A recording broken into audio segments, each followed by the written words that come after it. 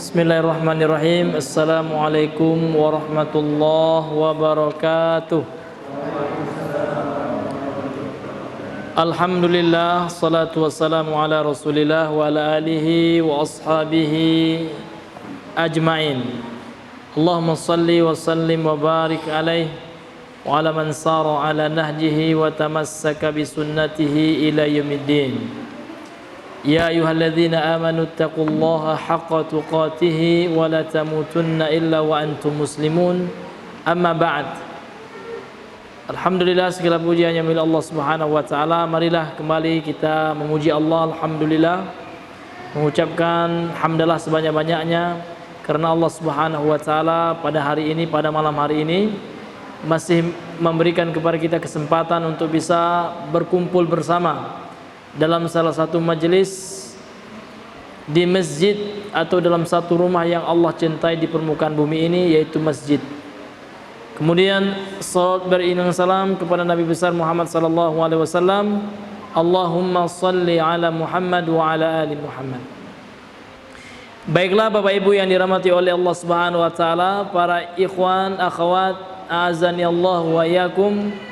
InsyaAllah pengajian kita pada malam hari ini, kajian tematik kita adalah masalah fikih, yaitu fikih jenazah, yang kita ambil dari kitab fikih yang bermazhab Syafi'i, ya, kitab Kifayatul Akhyar, yang ditulis oleh Syekh Al-Imam Taqiyuddin Abu Zakaria Muhammad Al-Hasan Al-Hasni Ad-Dimashqi Asy-Syafi'i, Al-Husaini Ad-Dimashqi Asy-Syafi'i rahimahullahu ta'ala.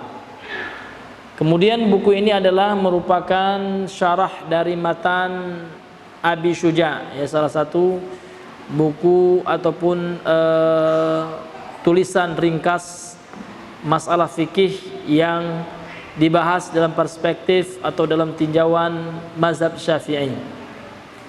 Kemudian dalam buku ini dijelaskan tentang al-qaulul mu'tamad, ya, perkataan atau pendapat yang dipegang, yang dikokohkan dalam mazhab Syafi'i. Kemudian untuk menyingkat waktu, kita masuk saja pembahasan dari kitab ini. Qala al-muallifu rahimahullahu ta'ala wa nafa'ana bihi wa bi'ilmihi fid darain. Berkata muallif yang semoga dirahmati oleh Allah Subhanahu wa ta'ala, dan semoga ilmu beliau bermanfaat bagi kita kaum muslimin, dan semoga penulisnya diberikan oleh Allah ganjaran berupa kebaikan di dunia dan di akhirat. Kemudian beliau mengatakan di sini faslun, suatu fasal, ya. Fasal ini hadirin yang dimuliakan oleh Allah Subhanahu wa taala adalah sesuatu yang membedakan satu pembahasan dengan pembahasan yang lain. Biasanya dalam satu kitab itu terdiri dari tiga hal, ya, dari tiga komponen. Yang pertama kitab, ada, ya, yang kedua bab. Di bawah kitab itu bab biasanya. Kemudian di bawah bab itu ada fasal. Fasal ini pembeda, ya, pemisah antara satu pembahasan dengan pembahasan yang selanjutnya. Faslun wa yalzamu fil mayyiti arba'atu asya'a ghusluhu wa takfinuhu wa salatu alaihi wa dafnuhu. Dan wajib, wa yalzamu, dan wajib, ya, terhadap mayit atau jenazah 4 perkara. Jadi beliau menjelaskan kepada kita di sini ada 4 perkara yang diwajibkan harus ditunaikan terhadap mayit. Yang pertama kata beliau adalah ghusluhu, memandikannya, wa takfinuhu, dan mengkafankannya, wa salatu alaih, menyolatkannya, wa dafnuhu, dan menguburkannya. Nah, ada 4 ya Pak, ya, perkara yang wajib yang harus ditunaikan terhadap mayit, memandikannya, ya, kemudian mengafaninya, menyolatkannya, setelah itu menguburkannya. Kemudian beliau mengatakan la khilafa annal mayyital muslima yalzamun nasal qiyama bi amrihi fi hadhil arba'ati. La khilafa, ini menunjukkan tidak ada perselisihan, tidak ada khilaf, tidak ada silang pendapat di antara ulama. Seluruh mazhab sepakat, ya, keempat perkara yang wajib terhadap jenazah ini. Annal mayyital muslima, bahwasanya jenazah orang yang beragama Islam. Nah, ini Pak. Jadi yang 4 perkara ini untuk jenazah orang yang beragama Islam.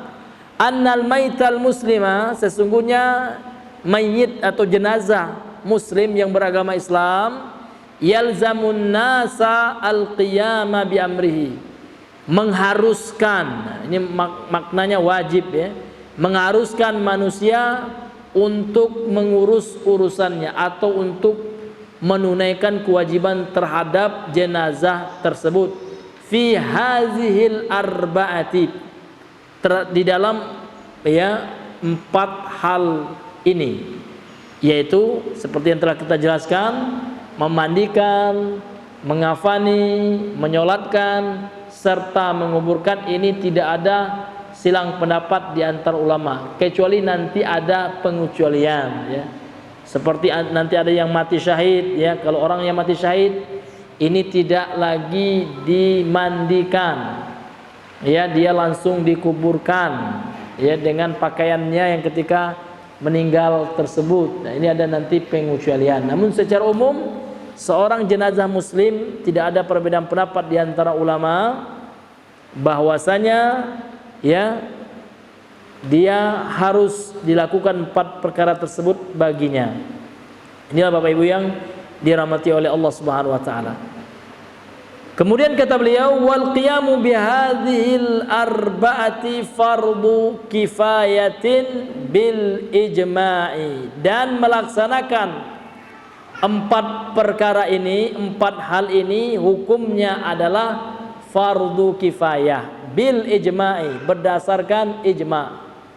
Jadi ini enggak ada yang berselisih pendapat, yang enggak ada khilaf, ya. Seluruh para ulama telah sepakat bahwasanya hukum dari memandikan, mengafani, menyolatkan, menguburkan mayit itu adalah fardu kifayah. Zakarahu Rafi'i wan Nawawi wa ghairuhuma. Ini telah disebutkan oleh Imam Ar-Rafi'i, ini, ya kan, imam ulama dalam mazhab Syafi'i, ya, terkenal, ya. Kemudian Imam An-Nawawi, beliau berdua telah menyebutkannya, dan yang selain beliau dari ashabus Syafi'iyah atau min sadatis Syafi'iyah, ya, dari pembesar-pembesar ulama yang bermadzhab Syafi'i. Taib, ya.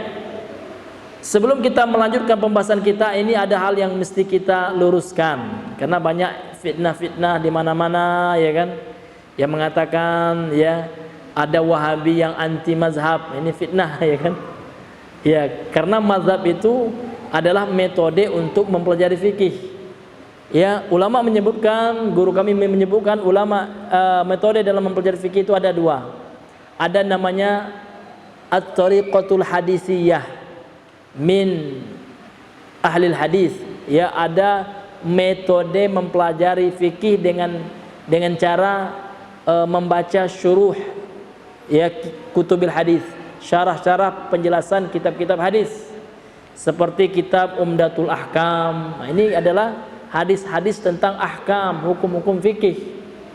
Jadi syarahnya itu akan menyebutkan, penulisnya akan menjelaskan tentang hukum-hukum fikih, gitu.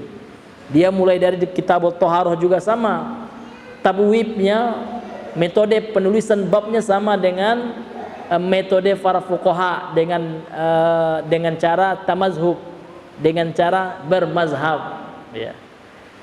Seperti kitab Syarah Bulughul Maram, ya, Syarah Sahih Al-Bukhari, ini semuanya ada pembahasan fikih di dalamnya. Demikian juga metode yang kedua dalam mempelajari fikih itu adalah thariqatul fuqaha, ya. Metodenya ahli fikih dengan cara mazhab, ya. Dengan cara mazhab. Dan ulama yang belajar fikih dengan cara mazhab itu ada dua pula, ya, metode mereka. Ada yang mendalami fikih dengan mendalami satu mazhab dulu. Ada pula yang muqaranatul mazahib. Ada juga yang mempelajari fikih dengan cara perbandingan mazhab. Jadi luas ilmu, ya Pak ya. Yang salahnya itu adalah fanatik mazhab kita aja yang benar, ya. Yang salah itu yang nggak boleh. Tanpa dasar ilmu, tanpa dia bisa menjelaskannya. Kalau mengkritik boleh, bahkan antar imam mazhab pun saling mengomentari gitu, dengan tentu dengan adab, dengan akhlak, ya kan. Berbeda pendapat biasa. Bahkan antar mazhab Syafi'i saja nanti banyak perbedaan juga, ya, antara Imam Ar-Rafi'i, Imam An-Nawawi, ya kan, kemudian Imam Romli, ya kan, ulama-ulama bermazhab Syafi'i. Iya, ini terkadang juga terjadi khilaf di antara mereka.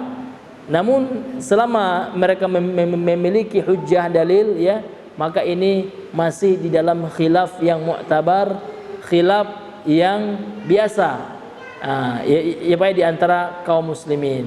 Beda makna khilaf dengan kilaf, ya Pak ya. Kalau khilaf itu artinya perbedaan pendapat, kalau kilaf nggak sengaja, ya. Oh, kilaf saya, ya. Ini terkadang kaum muslimin salah paham juga. Kilaf, kenapa dia kok kilaf, ya? Bukan kilaf, ya, khilaf, ya, khilafiyah sama, ikhtilaf, ya, khilaf itu sama. Taib.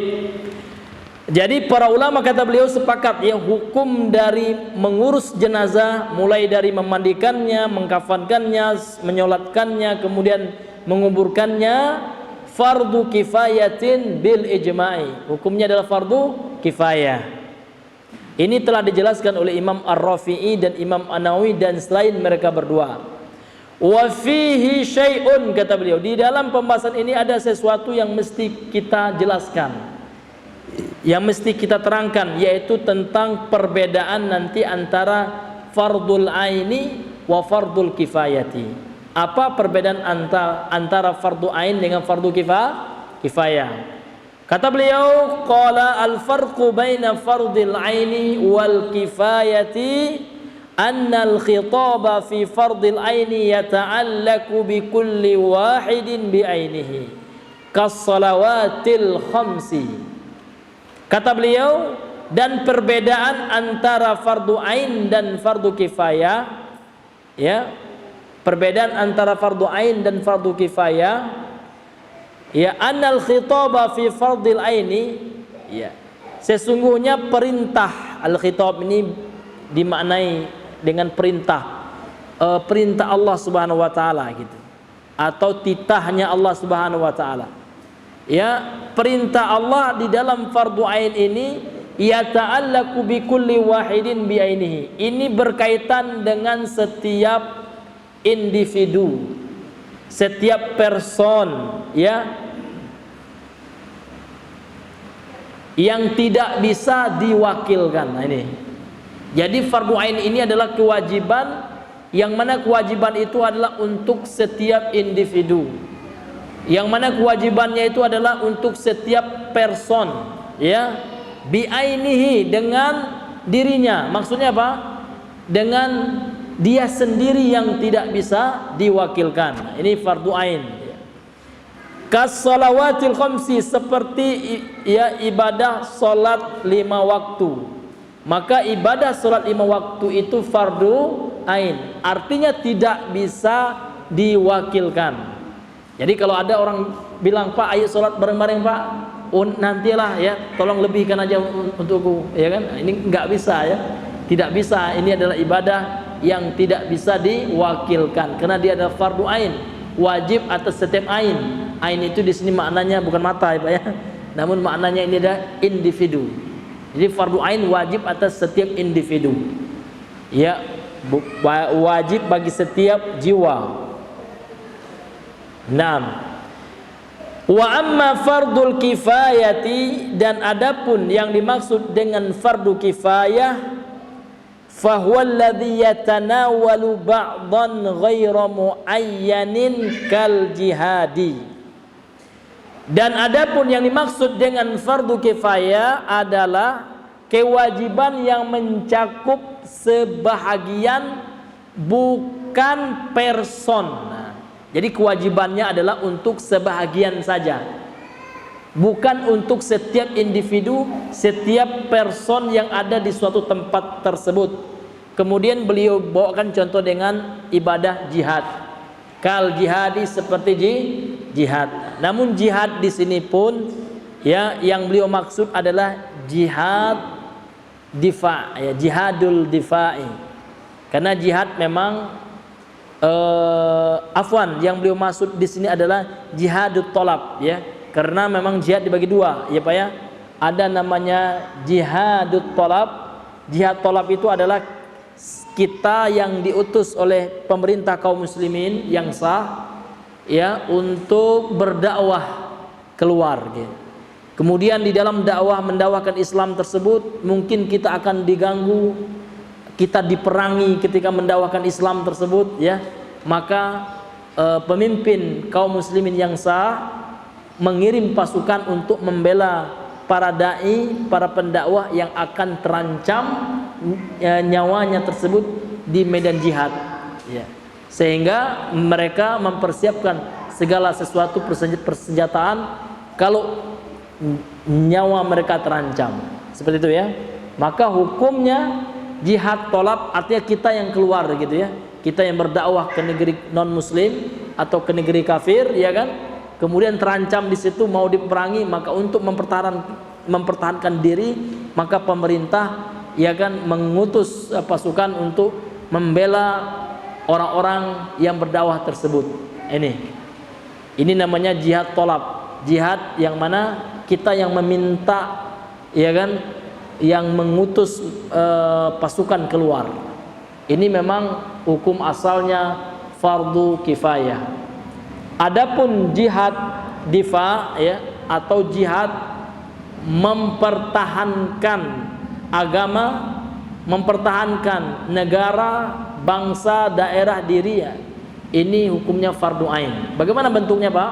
Misalkan ada orang kafir yang sudah masuk ke negeri kita, ingin menyebarkan agamanya, memaksa kita masuk kepada agamanya, dan ingin merampas harta kita, ingin merampas tanah air kita. Ini hukum jihadnya fardu ain, ya kan? Artinya kalau kita lari dari peperangan waktu itu, ya, kita dosa besar, jatuh ke dalam dosa besar, karena wajib kita lakukan, gitu. Setiap individu wajib, ya kan, melakukan, kecuali nanti wanita, kemudian anak kecil. Nah, kalau itu kan nggak mampu, gitu. Namun orang-orang yang badannya sehat, kuat, ya kan, maka ketika orang-orang kafir masuk ke suatu negeri kita, ingin menjajah negeri kita, ya contohnya di zaman penjajahan lah, gitu kan, di zaman Belanda misalkan, maka kita wajib, ya. Ini hukum jihadnya adalah fardu ain. Artinya kewajibannya meliputi setiap individu, ya, setiap person, ya. Tidak hanya sekelompok lagi, ya, tidak hanya sebahagian, ya, tidak hanya ba'd, ya, sebahagian. Kemudian dalam bahasa Arab, ya, sebahagian itu, ya, ba'dun, ya, ini maksudnya bukan ini, ya, bukan nisfun, ya. Karena dalam bahasa Arab kalau satu itu kan wahidun, setengah, 50%-nya kan nisfun. Kalau ba'dun itu, ya, nisfin, ya, nisfin, sebagian dari separuh, ya, seperempat lah, gitu, ya. Ya. Jadi apa? Kalau seandainya penduduk suatu daerah itu misalkan 100 orang, nah, maka kewajiban untuk melaksanakan fardu kifayahnya itu minimal berapa? Seperempatnya. Nah, harus ada. Kalau tidak ada yang melaksanakannya, semuanya berdosa, ya kan? Jadi harus ada yang mewakilinya, gitu. 6. Wa summiya fardu kifayatin, ya, li'anna fi'lal ba'di kafin fi tahsilil maqsudi. dan dinamakan dia fardu kifayah. Kenapa fardu kifayah itu dinamakan fardu kifayah? Apa alasannya? Nah, ini dijelaskan oleh beliau, li'anna fi'lal bad'i, ya, li'anna fi'lal ba'di, karena perbuatan sebahagian, kafin, sudah mencukupi fi tahsilil maksudi, dalam mencapai tujuan yang akan dia capai. Tujuannya tadi ngapain, Pak?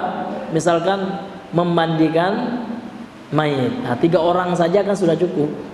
Dengan adanya 3 orang ini, maka sudah tercapailah tujuan memandikan jenazah. Itu maksudnya. Jadi kenapa sesuatu itu dikatakan fardu kifayah? Karena perbuatan sebahagian ini sudah mencukupi, ya, sudah mewakili daripada yang lainnya di dalam mencapai suatu maksud yang akan dia lakukan. Nah, ini yang dimaksud dengan fardu kifayah. Kemudian beliau mengatakan iza arafta haza, ini mantap ya, Bapak download bukunya, ini bagus ya. Ya. Karena memang kalau kita bahas suatu kitab ya kita baca tuntas gitu ya. Iza arafta haza, kalau seandainya engkau telah mengetahui ini, famata tahaqqaqa mautul muslimi ustuhibbal mubadaratu ila tajhizihi. Dan apabila engkau telah mengetahui ini, ya kan, tentang masalah ini, wajibnya seseorang ya mengurusi jenazah seorang muslim, famata, maka ketika tahaqqaqa mautul muslimi, ketika terjadi ada seorang muslim yang meninggal, ustuhibbal mubadaratu ila tajhizihi, maka disunnahkan untuk al-mubadarah, untuk bersegera. Ini disebutkan juga dalam hadis yang sahih, ya kan, di antara sunnahnya ya seseorang mendapati orang yang meninggal itu adalah tidak mengulur-ulur waktu. Ini dalam mazhab Syafi'i, Pak ya. Bahkan ini juga pendapat seluruh mazhab ya. Ini adalah kesimpulan dari seluruh mazhab, bahwasanya kalau seandainya ada orang yang meninggal maka tidak boleh diulur-ulur. Kenapa, Pak? Kalau seandainya ini disebutkan rahasianya, hikmahnya dalam hadis yang sahih, kalau seandainya jenazah ini adalah orang soleh, maka dia akan segera merasakan nikmat kubur. Jadi tidak tergantung lagi ruhnya gitu. Artinya ketika jenazahnya sudah diletakkan di kuburan, dia akan memperoleh ya nikmat kubur. Kemudian kalau seandainya jenazah ini adalah jenazah orang yang buruk ya, maka tidak memberatkan lagi ahli warisnya atau keluarga yang ditinggalkannya. Nah, seperti itu.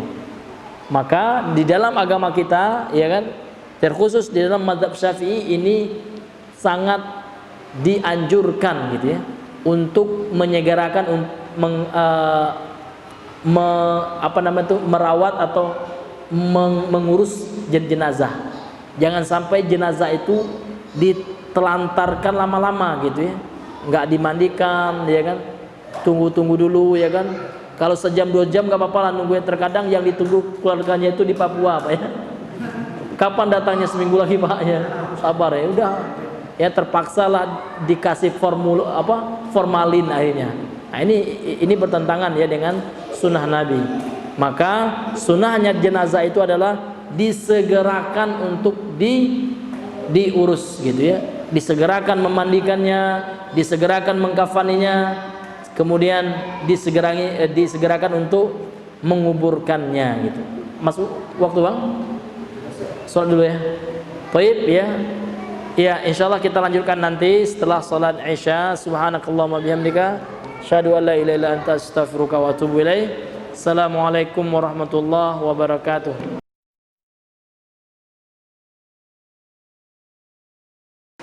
Bismillahirrahmanirrahim. Assalamualaikum warahmatullahi wabarakatuh. Alhamdulillah, alhamdulillahi rabbil alamin, وبه نستعين على أمور الدنيا والدين. الصلاة والسلام على أشرف الأنبياء والمرسلين وعلى آله وأصحابه ومن تبعه بإحسان إلى يوم الدين. أما بعد. Baiklah ayuhal ikhwah wa ayatul akhwat, Bapak Ibu sekalian yang semoga dirahmati oleh Allah Subhanahu wa taala. Kita kembali melanjutkan pembahasan tentang jenazah yang kita ambil dari kitab Kifayatul Akhyar, syarah daripada matan Abi Syuja' dalam fikih Imam Syafi'i, dalam fikih Syafi'iyah dari Sadah Asy-Syafi'iyah rahimahumullah jami'an. Taib.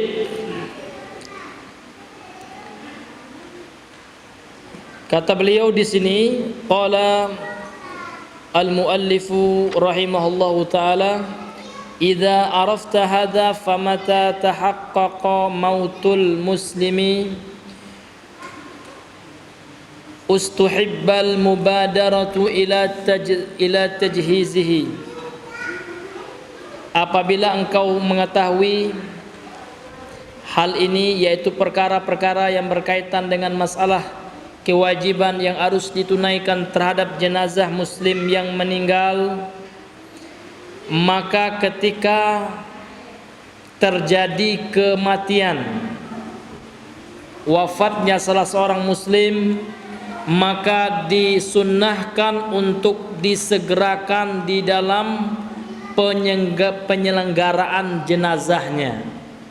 Maka tidak dianjurkan untuk ditunda-tunda kecuali ada uzur syar'i. Kemudian beliau mengatakan di sini, wa aqallul ghusli isti'abu badanihi bil ghusli ba'da izalatin najasah. Kemudian beliau mengatakan, dan mandi yang paling sedikit, memandikan jenazah yang paling aqall, yang paling sedikit atau yang paling minimal adalah meratakan air ke seluruh tubuhnya. Ini yang wajibnya, Pak. Kalau yang sunnahnya kan 3 kali.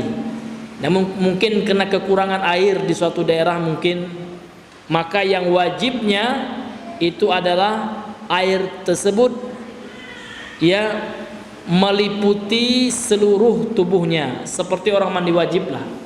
Mandi wajib kan ada sunnahnya, ada rukunnya. Rukunnya apa?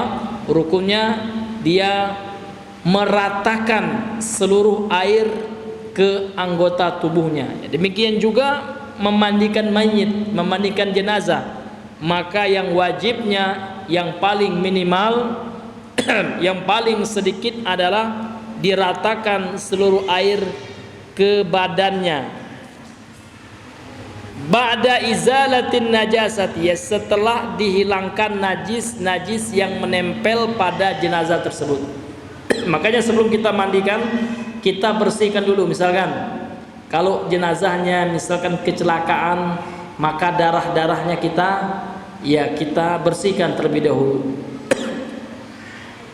Kalau misalkan jenazahnya itu perutnya misalkan besar, ya memungkinkan atau diperkirakan di dalam perutnya ada kotoran, maka istinjakan dahulu. Maka diangkat jenazahnya, agak ditekan, boleh sampai keluar kotoran dari dubur dan kubulnya, baik berupa cairan ataupun berupa peces, ya berak, dan dibersihkan itu terlebih dahulu.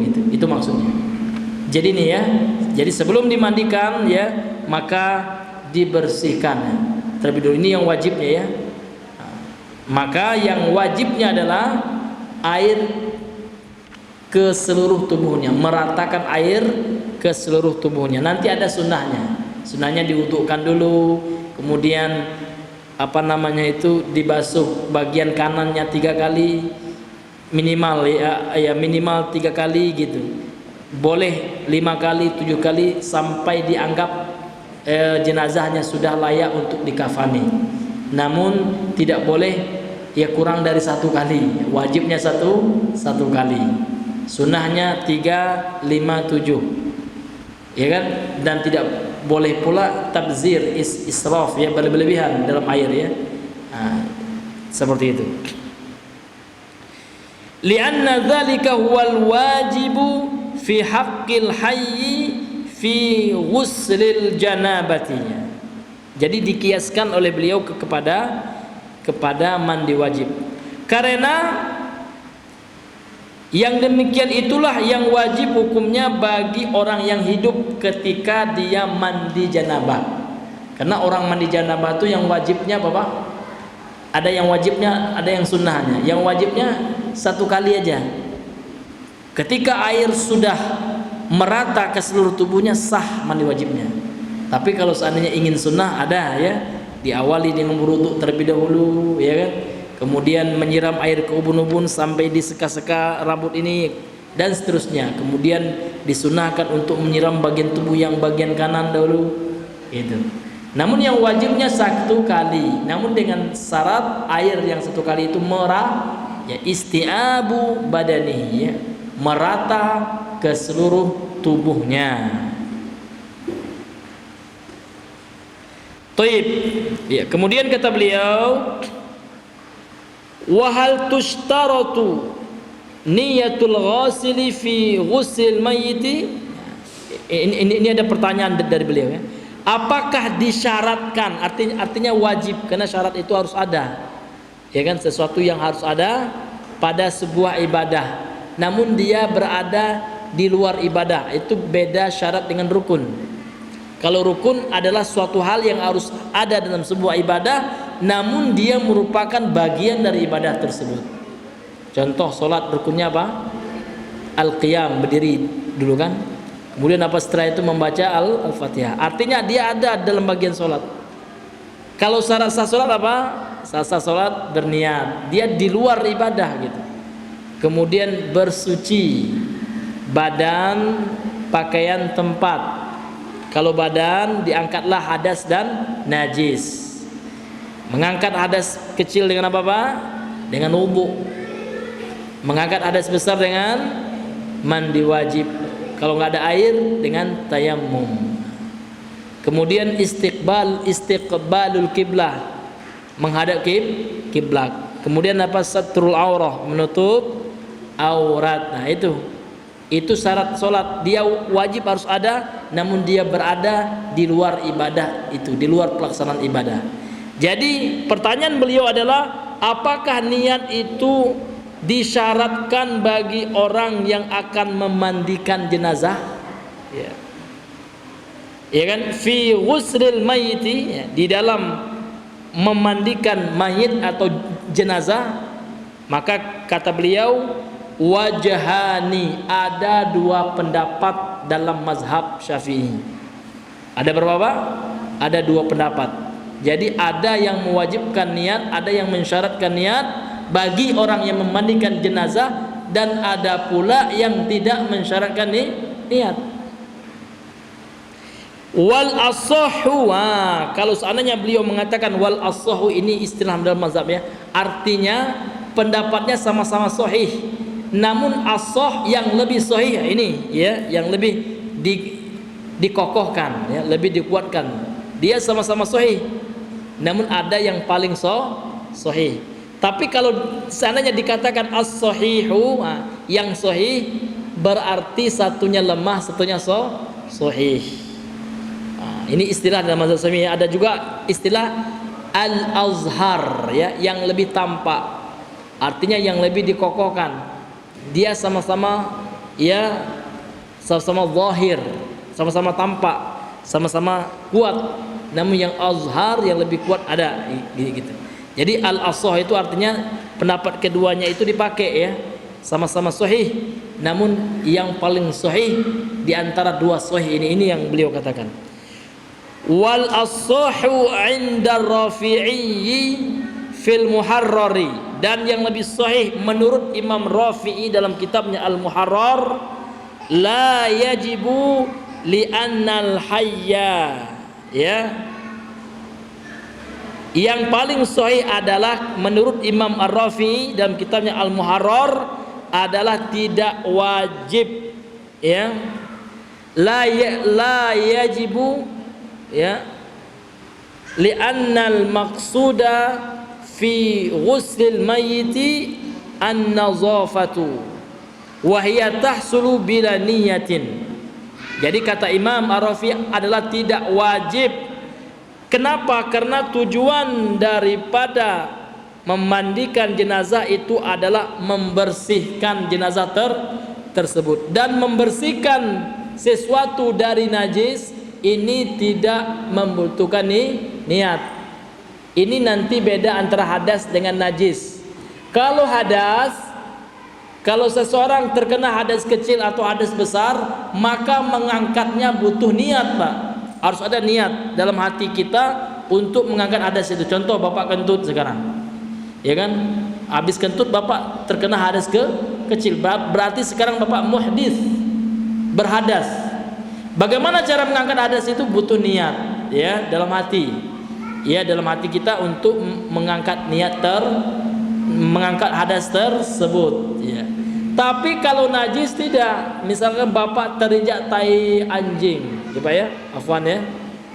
Maka apakah butuh Bapak niat sengaja aku, misalkan dalam hatinya gitu kan, dalam hatinya dia mengatakan, ya saya sengaja aku untuk menghilangkan kotoran anjing ini karena Allah. Tidak butuh, Pak. Ini bedanya, ya. Apa beda mengangkat hadas dengan menghilangkan najis? Kalau mengangkat hadas butuh kepada niat, ya kan, baru sah dia. Tapi kalau menghilangkan najis tidak. Karena menghilangkan najis itu yang terpenting najisnya hilang. Ada nggak ada niat, kalau hilang hadisnya sudah dihukumi suci. Karena menghilangkan najis itu sifatnya bukan ta'abudiyah, ya. Namun kalau menghilangkan hadas, mengangkat hadas, ini sifatnya ta'abudiyah, ya. Artinya dia bersifat taqarrub ila Allah Subhanahu wa taala dengan cara-cara tertentu, ya kan? Diatur caranya mengangkat hadas. Wudu diatur nggak caranya, Pak? Diatur. Nggak boleh kita dari kaki dulu dengan cara-cara tertentu. Mandi wajib diatur nggak caranya? Diatur. Tapi kalau menghilangkan najis nggak diatur. Yang penting najisnya hilang, ya kan? Yang penting hilang baunya, hilang zatnya, hilang rasanya, gitu, ya. Nah, tentu dengan, ya, cara yang dibenarkan, ya. Taib, seperti itu. Ini beda, ya Pak, ya, antara apa? Antara hadas dengan najis. Kalau hadas, kalau kita mengangkatnya butuh niat. Jadi kalau seandainya kita terkena hadas besar sekarang, misalkan bagi yang sudah suami istri, ya kan, maka ketika dia ingin mandi wajib, dia harus diniatkan dalam hatinya, ya kan. Kalau dia tidak berniat nggak sah, gitu. Tapi kalau menghilangkan najis tidak, meskipun seorang tidak berniat, ya, ketika dia siram najis yang menempel pada dirinya atau yang menempel di pakaiannya atau yang berada di rumahnya, misalkan disiramnya, hilang sifat-sifat najis tersebut, bentuknya hilang, ya kan, baunya juga hilang, maka sudah dikatakan dia bebas dari najis. Ini bedanya, Pak. Ya, jadi kata Imam Ar-Rafi, ya, seorang ulama mazhab Syafi'i, bahwasanya pendapat yang paling kuat, ya, orang yang memandikan jenazah ini tidak disyaratkan dia untuk berniat, ya, tidak disyaratkan dia untuk berniat, ya. Wa hiya tahsulu bila niyatin, ya. Maka memandikan jenazah ini bisa dicapai tanpa niat. Li'annal mayyita laisa min ahli niyati, ya. Ini alasan yang kedua, ya. Karena jenazah itu juga bukanlah orang yang bisa berniat. Karena sudah meninggal, bagaimana mau berniat, gitu, ya. Kalau berniat dia kabur semua orang, Pak, ya. Iya, niat mandi pula jenazah itu, gitu. Seperti itu, ya. Maka, ya, tidak disyaratkan untuknya niat, ya. Bi khilafil hayy, ya, berbeda dengan orang hidup. Kalau orang hidup yang mau mandi berniat dia, itu maksudnya. Tapi kalau mayit yang mandi, ya, dimandikan, ya, maka tidak mungkin, mustahil mayit itu berniat, gitu. Demikian juga orang yang memandikannya, kata Imam Ar-Rafi, ya. maka orang yang memandikannya juga tidak disyaratkan untuknya berniat, ya. Fa'ala hadza, maka berdasarkan pendapat ini, ya, yakfi ghuslul kafiri, ya, maka berdasarkan pendapat ini maka cukup, ya, artinya diperbolehkan, ya kan, orang kafir yang memandikan orang Islam, katanya. Ini kalau berdasarkan pendapat ini, ya kan, berdasarkan pendapat ini pendapat, ya. Nanti ada pendapat yang kedua. Kenapa? Karena nggak butuh niat, gitu. Kalau butuh niat, niat yang diterima itu dari siapa, Pak? Dari orang Islam. Niat orang kafir nggak dihitung memang. Meskipun orang kafir itu niatnya ikhlas karena Allah, ya, namun dia masih belum Muslim, belum masuk Islam, belum mengucapkan 2 kalimat syahadat, maka amalan yang dia kerjakan tidak dihitung, ya. Karena pendapat yang pertama ini, orang yang mencuci, orang yang memandikan jenazah nggak butuh niat, berarti kafir pun masuk, gitu kan. Boleh juga dia, karena memang orang kafir tidak dihitung niatnya, tidak diperlukan niatnya, gitu. Kemudian kata beliau di sini, wala yughassalul ghariqu li husulin nazafati. Kemudian, ya, permasalahan yang selanjutnya, orang yang gharik itu artinya orang yang tenggelam, ya. Dan orang yang tenggelam itu, ya kan, berdasarkan pendapat yang ini, ya kan, bahwasanya tidaklah dianjurkan untuk dimandikan lagi karena dia sudah mencapai kebersihan. Artinya dia sudah bersih karena air, karena dia tenggelam itu udah. Ya, karena memang tujuan dia memandikan jenazah itu hanyalah untuk menghilangkan najis yang melengket pada jenazah itu. Maka kalau seperti itu, orang yang meninggal tenggelam itu kan sudah lama tenggelam di air, maka tidak dianjurkan, ya, untuk dimandikan lagi, ya. Ini pendapat, ya, Pak, ya, salah satu pendapat ulama Syafi'i, Imam Ar-Rafi'i rahimahullahu taala. Wasani, kemudian yang pendapat yang kedua, annahu yashtaritu niyata. Pendapat yang kedua itu disyaratkan untuk berniat, ya. Artinya orang yang hendak memandikan itu dia harus berniat, ya. Artinya dia berniat memandikan ini karena Allah Subhanahu wa taala, ya. Fa'ala hadza, ya. Kalau menurut pendapat yang kedua ini, ya kan, la yakfi ghuslul kafiri wal ghariqi, ya, maka tidak sah orang kafir yang memandikan. Karena orang memandikan itu butuh niat. Karena orang kafir niatnya itu nggak diterima, kan, gitu. Ya. Maka orang kafir nggak sah memandikan. Demikian juga, ya kan, orang yang tenggelam maka harus dimandikan lagi, ya kan? Karena orang tenggelam itu memang tidak ada niat, ya kan, untuk tenggelam, gitu kan. Ya, artinya dia harus dimandikan lagi. Ya, ini, Pak, ini pendapat, ya, Pak, ya. Ya. Wa allala, apa dalilnya, Pak? Illahnya apa? Sebabnya apa? Alasannya seperti apa? Bi anna ma'muruna bi ghuslihi. Ya, dalil yang pendapat yang kedua ini alasannya adalah karena ini sifatnya, ya, perintah Allah. Berarti perintah Allah ini sifatnya ibadah. Karena kita diperintahkan oleh Allah Subhanahu wa taala, ma'muruna, ya, kita diperintahkan bi ghusli untuk memandikan jenazah. Berarti pendapat yang kedua ini berarti dia ta'abudiyah sifatnya, bukanlah dia sifatnya hanya sekedar menghilangkan najis, namun lebih daripada itu. Karena dia adalah perintah Allah, maka yang namanya ibadah, ya, dia disyaratkan niat. Ini beda ibadah dengan selain ibadah. Kalau ibadah ini diganjar, ya, diberikan pahala oleh Allah berdasarkan niatnya, harus dia berniat, ya, ikhlas karena Allah, ya. Tapi yang selain ibadah, meskipun dia tidak berniat, ya kan, meskipun dia tidak berniat, dia tidak berdosa, gitu. Ya, dia tidak berdosa, namun dia memang tidak dihitung pahala, gitu. Kalau ibadah, ya kan, dia harus, ya, syarat sahnya ibadah itu yang pertama niatnya ikhlas. Ya.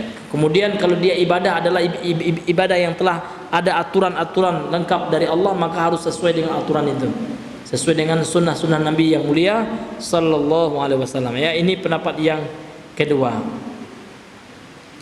Wasahahan Nawawi fil Minhaji. Ya, kemudian Imam An-Nawawi mensahihkan dalam kitabnya Al-Minhaj, yani Minhajut Talibin, ya, Imam Nawawi, wujuba ghuslil ghariqi. Ya. Jadi Imam Nawawi beliau menguatkan ya pendapat wajibnya ya memandikan orang yang tenggelam ya, ba'da tashihihi ya ada mushtiratin niyati ya. Meskipun Imam Nawawi ya kan beliau mengatakan wajib memandikan meskipun jenazah itu meninggalnya adalah tenggelam, meskipun beliau mengatakan wajib memandikannya, namun pendapat yang beliau pilih adalah ya tidak diwajibkan niat bagi orang yang memandikannya gitu ya. Namun kalau seandainya jenazahnya itu kalau seandainya jenazahnya itu adalah jenazah yang tenggelam ya kan, maka wajib dimandikan juga. Nah, ini ya, ini yang dipilih oleh Al-Imam An-Nawawi rahimahullahu taala. Kemudian kata penulis di sini, beliau mengomentari ya daripada perkataan Imam Ar-Rafi'i. Kata beliau, wal ajabu anna Rafi'iyya rajjaha fi syarhihi. Ya, ada dua syarah beliau. Dan yang mengherankan kata beliau, Imam Ar-Rafi'i ini mentarjih atau mengkuatkan dalam dua syarah beliau, yaitu Asy-Syarhus Shaghir dengan Asy-Syarhus Shaghir dengan Asy-Syarh Al-Kabir, wujuba ghuslil ghariqi. Ya kan? Beliau menguatkan pendapat bahwasanya wajib ya memandikan orang yang tenggelam. Ya, namun tadi ya kan beliau berpendapat dalam kitabnya yang lain nggak wajib gitu. Seolah ada di sini pertentangan ya. Ini yang dikomentari oleh penulis kitab. Tapi ya begitulah ulama yang seperti yang kita jelaskan tadi ya kan. Terkadang para ulama khilaf ya di dalam suatu masalah ya kan. Namun kalau seandainya masalah itu masih masalah furu'iyah, masalah yang diberikan ruang untuk berikhtilaf di dalamnya ya kan, maka dalam masalah yang seperti ini kita harus bertoleransi ya. Maka tidak boleh dalam hal-hal yang furu'iyah seperti ini ya kita menyalahkan, karena memang masih ada landasan dalilnya seperti itu. Ya. Dan dalam mazhab Syafi'i sendiri ya terjadi banyak ya kan perbedaan pendapat, namun ada pendapat yang dikokohkan oleh mazhab. Itulah yang dikenal dengan istilah al-qaulul mu'tamad indal mazhab ya. Perkataan yang mu'tamad ya, pendapat yang mu'tamad ya menurut mazhab. Mu'tamad itu artinya apa? Pendapat yang dikokohkan ya. Misalkan ulama mazhab Syafi'i ya berbeda pendapat gitu ya. Ini mengatakan A, ini mengatakan B. Kemudian disimpulkanlah ya kan bahwasanya yang dipegang oleh mazhab adalah ya kan antara A dan B ini ya kan, yaitu misalkan dia menggabungkan antara dua pendapat ya. Taib seperti itu. Jadi kesimpulannya ya adalah bahwasanya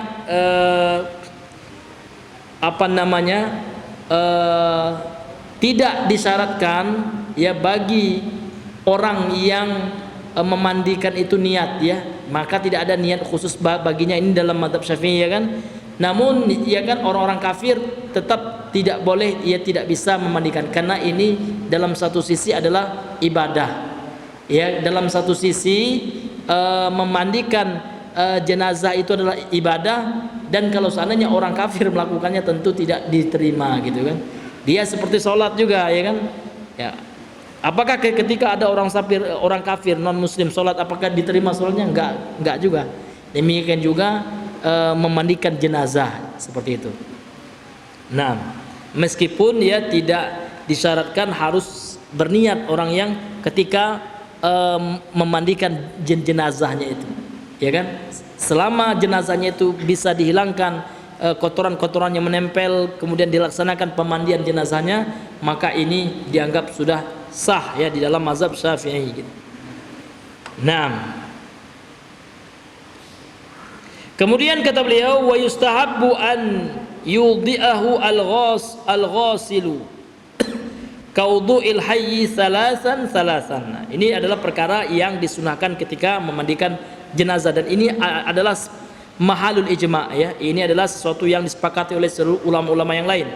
Kemudian disunahkan ya bagi orang yang memandikan jenazah untuk mewudukkan jenazah tersebut seperti wuduknya orang yang hidup ya, sebagaimana wuduknya orang hidup Pak, ada sunnah-sunnah wuduknya, berkumur-kumur, makanya kemudian dimasukkan air ke mulutnya, kemudian seraya membersihkan giginya. Maka kalau seandainya kita memandikan jenazah ya, kita masukkan nanti jari-jari kiri kita dengan pelan, dengan lembut ke dalam rongga mulut jenazah tersebut, ya kan? Nah, kemudian setelah itu kita kumur-kumurkan dan kita basuh kedua telapak tangannya 3 kali. Kemudian kita basuh mukanya seperti wuduknya orang hidup. Nah, sunnahnya itu 3 kali ya, seperti wuduknya orang hidup gitu. Seperti wuduknya siapa? Orang hidup. Persis sekali. Ini diantara sunnahnya, dan ini disepakati oleh seluruh ulama. Walau kharaja minhu syai'un ba'dal ghusli wajaba izalatuhu faqat dunal wudu'i wal ghusli 'ala sahih. Ini ya, kalau seandainya setelah diwudukkan ya jenazah tersebut dan setelah dimandikan misalkan ya,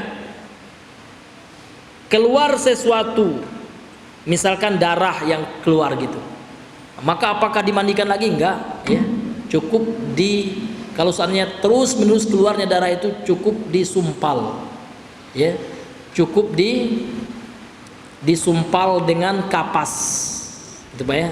Misalkan di hidungnya terus menerus keluar darahnya mayat itu, maka cukup ya sumpal lah ya. Iya, kalau bahasa Minangnya ditumbuk gitu ya. Kalau bahasa Sengetinya apa Pak? Disempal ya. Iya.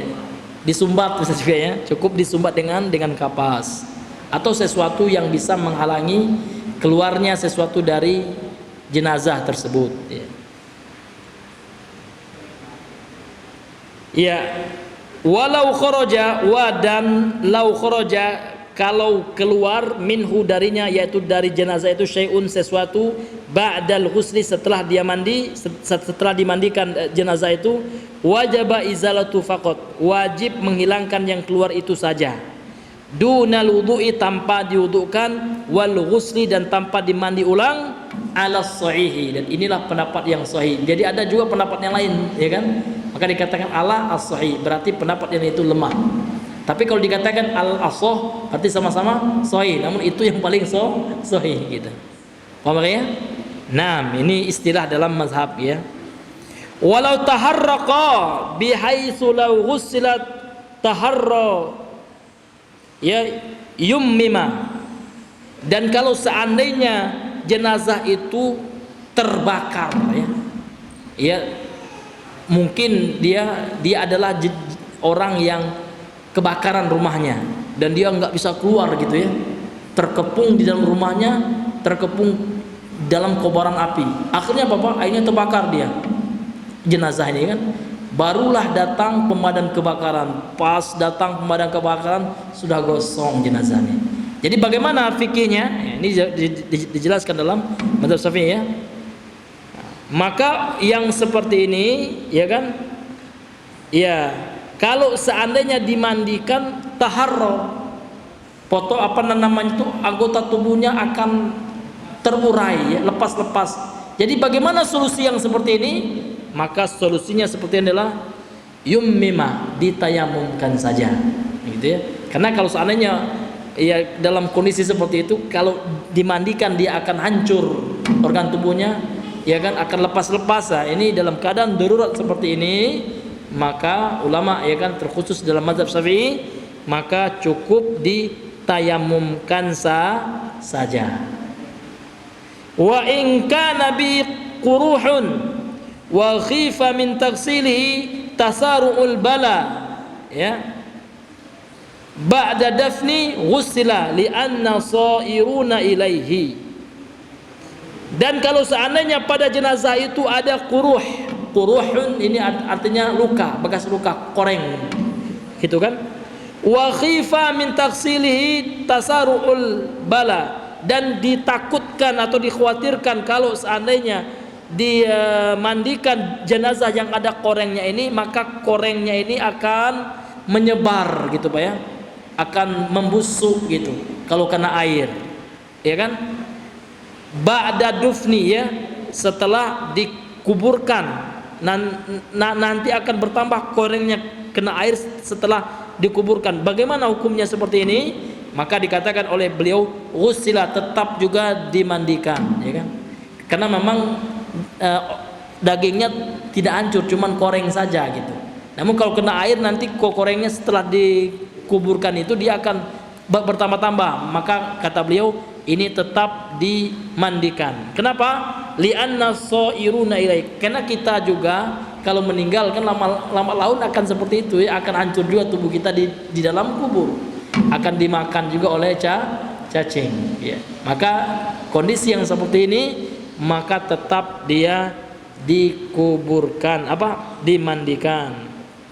Wala yukhtatanul mayyitu 'alal madhhabi wallahu alam. Kemudian kalau seandainya jenazah itu meninggal ternyata belum sunat, mu'allaf dia rupanya, baru masuk Islam meninggal dia, belum sempat sunat. Apakah harus kita sunat dulu? Enggak ya. Wala yukhtatan ya, maka tidak disunat mayit itu 'alal madhhabi, dan inilah yang dipegang oleh mazhab khusus mazhab Syafi'i wallahu a'lam. Ya, toib. Kemudian kata beliau wa ammal kafanu, sedangkan kafan ini sudah berkaitan dengan ini ya Pak ya, dengan memandikan ya. Toib. Sedangkan adapun kafan fa aqalluhu saubun wahidun, maka minimal ya mayit itu dikafani dengan satu lembar kain. Ya, itu minimalnya Pak ya. Kalau sunnahnya kan 3. Ya, minimalnya satu lembar. Kok nggak ada lagi miskin dia Pak ya, nggak ada lagi kain misalkan, maka sunahnya satu lembar ya. Fi haqqir rajuli wal mar'ati, baik bagi laki-laki maupun bagi perempuan. Kemudian beliau di sini berdalilkan dengan kisah Mus'ab bin Umair ya, li qissati Mus'ab bin Umair, berdasarkan kisah sahabat Mus'ab bin Umair yang meninggal beliau ya, ternyata dia tidak memiliki kain untuk mengafaninya. Jadi kain kafannya dekati dia, saking miskinnya sahabat Mus'ab ini ya kan. Ketika ditarik ke atas nampak kakinya, ditarik ke bawah nampak kepalanya, maka Nabi mengatakan tarik ke atas, yang sisanya itu ditaruh oleh Nabi rerumputan ya, daun-daun ya. Maka kalau seandainya ada orang yang memang tidak memiliki kain kafan ya, cuman selembar misalkan, dan itu pun tidak panjang ya, tidak bisa menutupi seluruh tubuhnya, boleh nanti kakinya itu ditutup dengan rumput ya Pak ya, atau dedaunan ya. Ini paling minimalnya Pak ya, paling minimalnya. Wahia fis sahihaini, dan hadis ini terdapat di dalam hadis sahih Bukhari dan Muslim ya, dalam dua sahih, hadis muttafaqun alaih. Wa hukmu salati ya'ti, dan hukum salat jenazah, bagaimana cara salat jenazah ini akan ada dibahas pada pembahasan ya selanjutnya setelah pembahasan ini.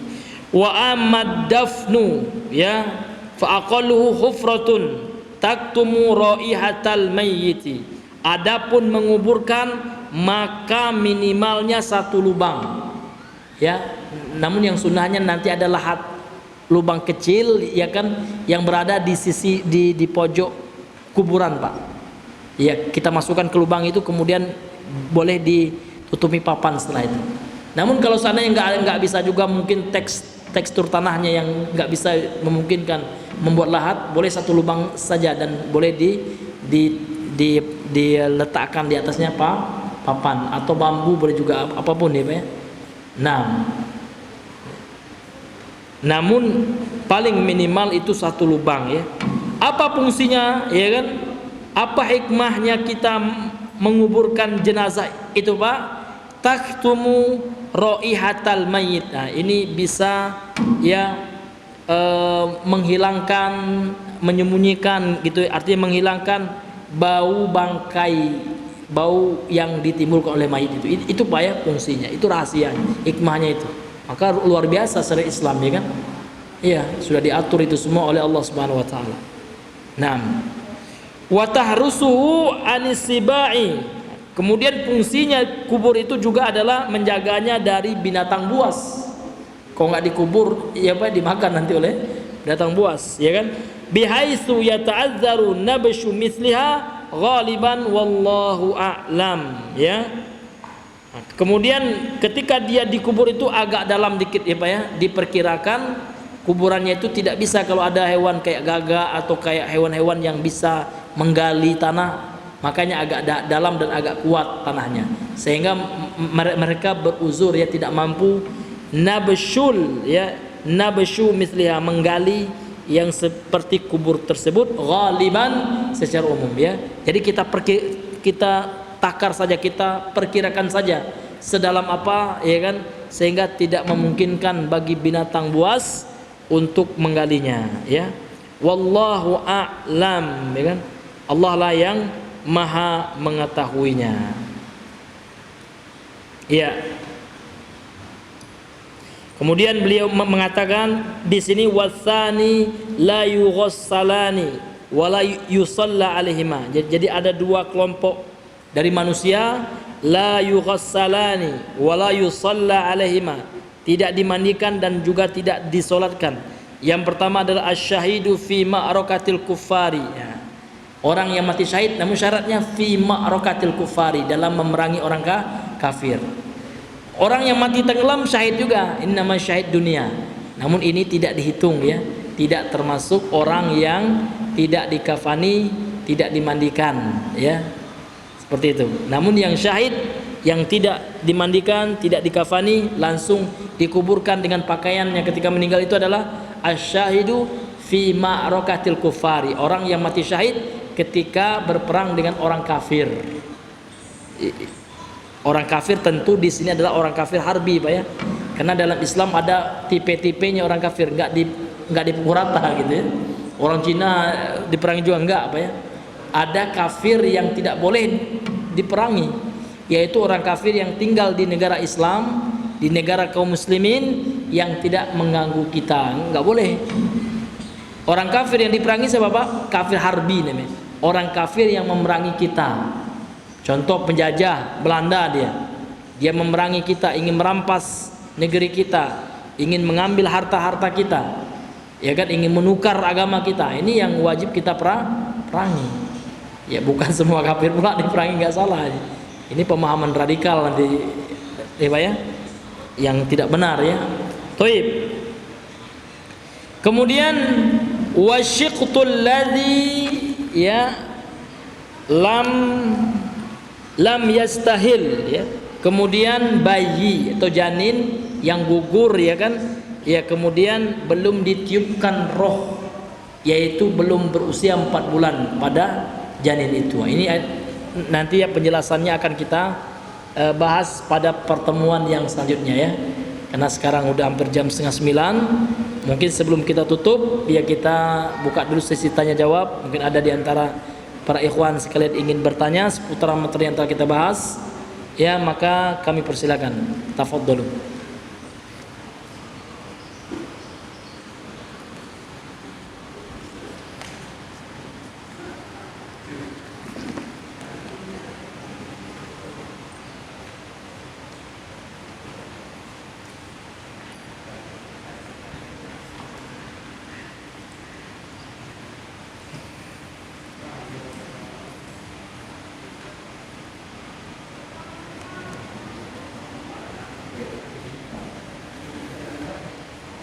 Assalamualaikum Ustadz. Waalaikumsalam warahmatullahi wabarakatuh. Di luar tema, apa hukum sholat di masjid yang di depannya ada kuburan?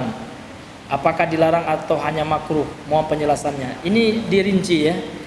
Kalau seandainya di depan masjid itu arah kiblatnya ada kuburan, kemudian ada penghalang berupa pagar atau berupa jalan. Jadi penghalangnya itu ada jalan yang sudah dilewati manusia, maka ini boleh. Namun kalau seandainya tidak ada penghalangnya berupa pagar, tembok, ya kan, atau tidak ada jalan yang memisahkan kuburan itu dengan masjid, maka Nabi mengatakan la tusalli ilal qubur wa la tajlisu, la tusallu ilal quburi wa la tajlisu 'alaiha. Hadis sahih Imam Muslim ya.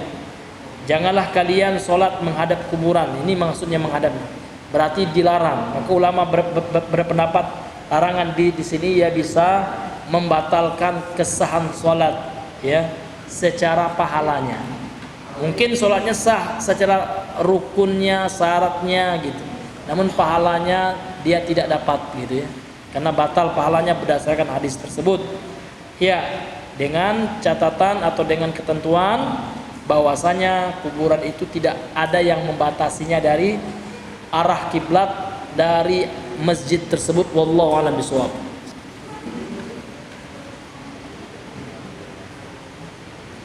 Assalamualaikum Ustaz, ana mau bertanya, apa hukum membaca doa di takbir keempat solat jenazah? Apakah sunnah atau tidak? Sedangkan ana pernah membaca riwayat Nabi diam saat takbir keempat, mohon penjelasannya. Iya, sunnah. Iya. Jadi yang rukunnya adalah yang pertama kan takbiratul ihram, ya kan? Kemudian takbir yang empat itu pun sunnah, ya kan? Sunnah hukumnya takbiratul ihramnya yang rukun. Kemudian yang rukunnya apalagi membaca Al-Fatihah, kemudian membaca sholawat. Adapun doa seperti kalau jenazahnya laki-laki, Allahumma yaghfir lahu warhamhu wa'afihi wa'fu anhu. Kalau jenazah yang perempuan pakai dhamir ha, ya. Allahumma firlaha ini yang pendeknya ya kan, warhamha wa'fu anha ini sunnah ini, tapi dianjurkan untuk dibaca. Kemudian juga yang takbir keempat itu terkadang Nabi tidak membaca, ya kan, terkadang Nabi membaca, dalam riwayat yang lain membaca, ya kan, maka boleh, ya kan, ya boleh kita diam saja, boleh kita juga membaca doa, tidak apa-apa. Namun hukumnya ini adalah sunnah, bukan rukun, bukan pula wajib. Wallahu ta'ala alam bisawab. Assalamualaikum Ustaz. Waalaikumsalam warahmatullahi wabarakatuh. Apakah najis itu membatalkan wudu? Contohnya saat terinjak kotoran cicak atau burung, apakah membatalkan wudu? Mohon penjelasannya. Ya, jadi salah satu ya syarat kita sholat itu adalah suci, ya kan, tempat kita. Dia tidak membatalkan wudu, namun membatalkan sholat. Makanya Nabi ketika beliau sholat, ya kan, pakai sandal waktu itu, ya ternyata pas sholat itu beliau diberitahu oleh Allah SWT bahwasanya di sandalnya ada najis, dan ketika itu pula beliau melepas sandalnya, membuang sandalnya, dan beliau melanjutkan sholatnya. Artinya beliau tidak tidak memperbaharui wudunya, mengulang wudunya, menunjukkan apa najis itu bisa membatalkan sholat. Ya, seperti itu.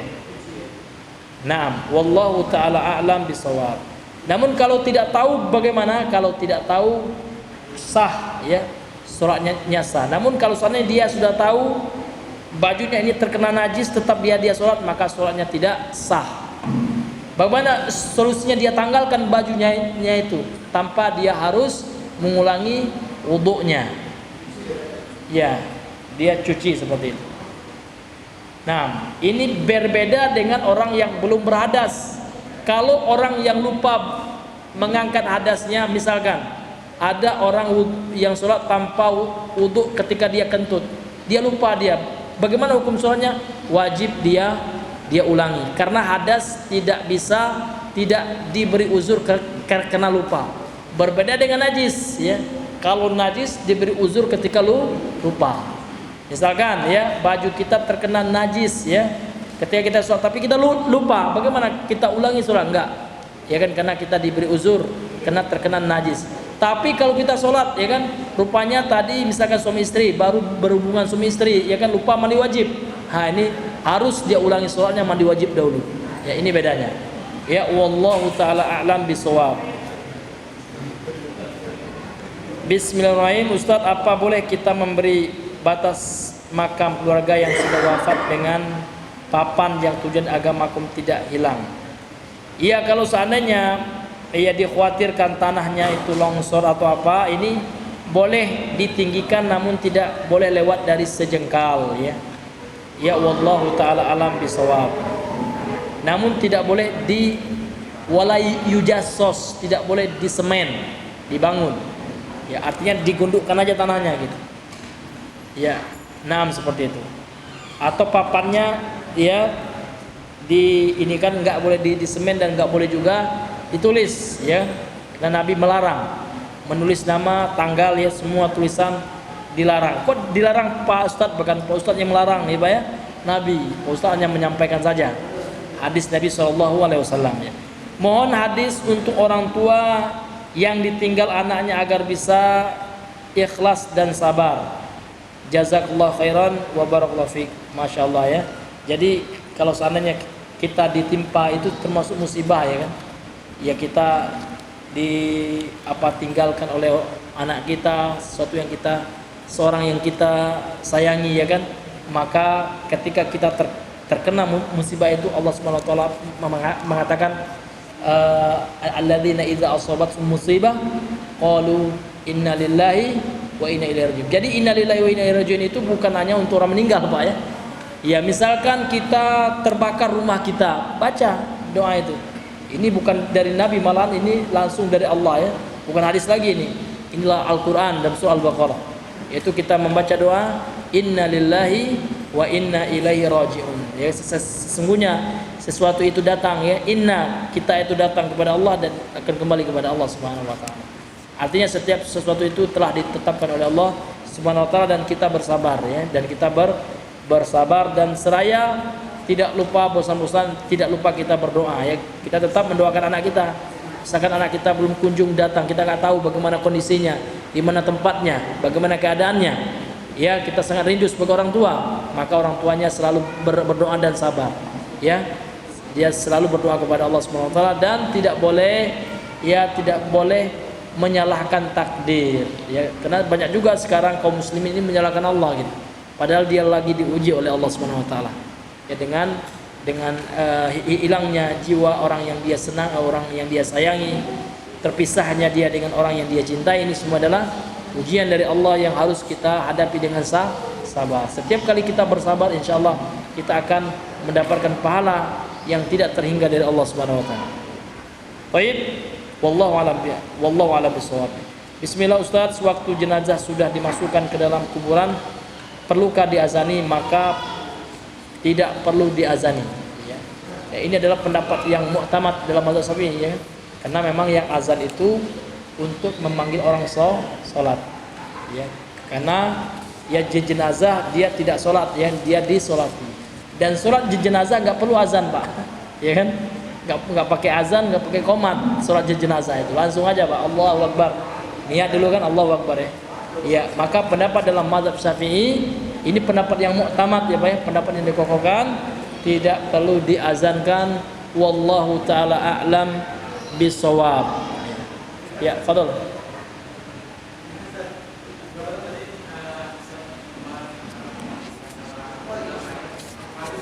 Apa Bang? Gimana? Enggak dengar. Iya.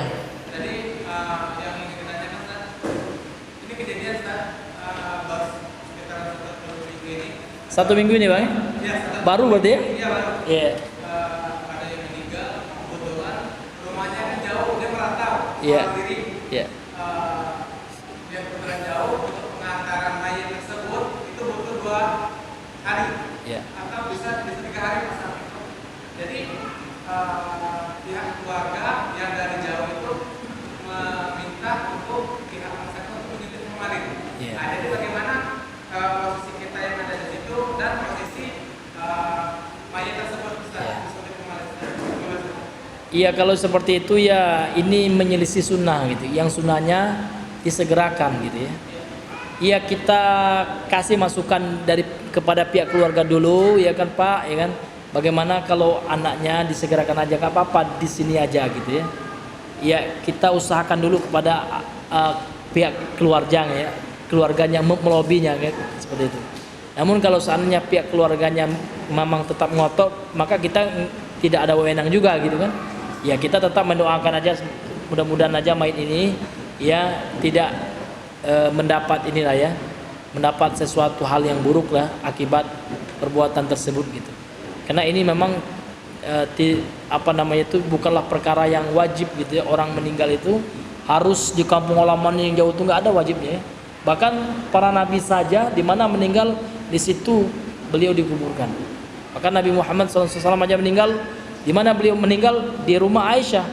Kebetulan rumahnya dekat masjid gitu, bukan di masjid. Ini banyak orang salah ya. Orang bilang nggak boleh sholat di masjid, itu Nabi di masjid di kuburan. Enggak Pak, Nabi dikubur di kamarnya, ya kan, di rumah beliau. Dan kebetulan waktu itu beliau satu rumah dengan ibunda Aisyah, istri beliau Aisyah ya. Dan para nabi itu ketentuannya dari Allah berdasarkan hadis yang sahih, setiap nabi itu Pak di mana meninggal disitulah dikuburkan. Ya, di mana meninggal disitulah dikuburkan. Termasuk Nabi Muhammad SAW, beliau meninggal di kamarnya Aisyah. Dan ketika Islam sudah maju ya kan, jamaah sudah banyak ya kan, orang masuk Islam sudah banyak, tentu terjadi perluasan masjid gitu ya kan. Sehingga termasuklah kuburan Nabi ke dalam masjid karena perluasan masjid ya, bukan sengaja dikuburkan dalam masjid, enggak itu ya Pak ya. Iya, seperti itu.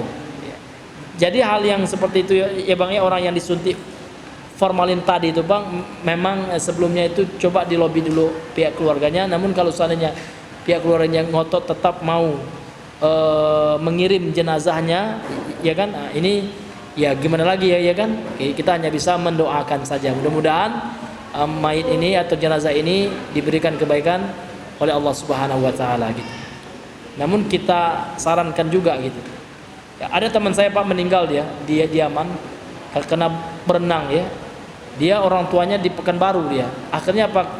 Dia awalnya orang tuanya sangat sedih, shock gitu kan, pingin anaknya tuh udahlah bawa pakai pesawat aja lah. Namun ketika di lobi ya kan, diterangkan sama orang tuanya bagaimana keutamaan kalau seandainya dimakamkan di mana dia meninggal, disegerakan mengurusi jenazahnya ya kan. Akhirnya orang tuanya menerima ikhlas ya kan. Akhirnya apa? Akhirnya teman saya itu tetap dia dimakamkan di Yaman aja ya kan, tidak dipulangkan ke Indonesia. Kalau pulang lama juga ya Pak ya, karena di situ bisa 12 jam gitu, sama dengan singgahnya ya. Iya, bisa 12 jam itu. Karena kalau kami ke situ dulu dari Indonesia ke Yaman itu 2 kali kita singgahnya, apa istilahnya itu? Transitnya 2 kali ya. Sekali di Malaysia, sekali di Dubai ya. Baru setelah itu ke Yaman. Transit itu terkadang bisa 2 jam 3 jam pula kita nunggu begitu. Ya, iya seperti itu. Bang ya, wallahu taala bisawab. Ada lagi Bang? Ya, kalau enggak ada lagi kita tutup dengan doa kafaratul majlis. Subhanakallahumma bihamdika asyhadu an la ilaha illa anta astaghfiruka wa atubu ilaik. Assalamualaikum warahmatullahi wabarakatuh.